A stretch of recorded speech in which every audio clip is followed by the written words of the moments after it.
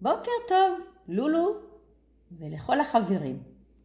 אספר לכם כעת מה שמעתי באמת, שקרה פעם אחת אצל משפחה אחת, כאשר ילדה אחת מלמלה רק מילה אחת.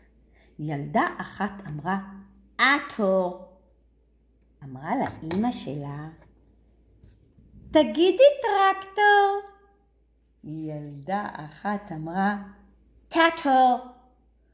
אמרו לאמא שלה ואבא שלה, תגידי טרקטור. ילדה אחת אמרה, קקו. אמרו לאמא שלה ואבא שלה וסבתא שלה, תגידי טרקטור. ילדה אחת אמרה, טאטו. אמרו לאמא שלה ואבא שלה וסבתא שלה וסבא שלה, תגידי טרקטור. ילדה אחת אמרה, רקטור.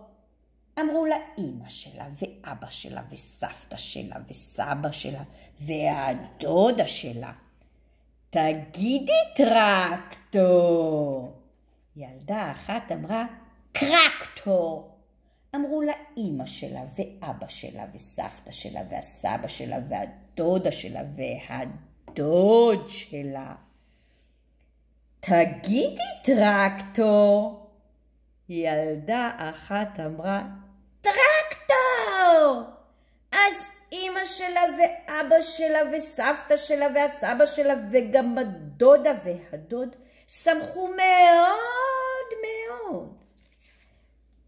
ואמרו לה, עכשיו תגידי אוטובוס. ילדה אחת אמרה,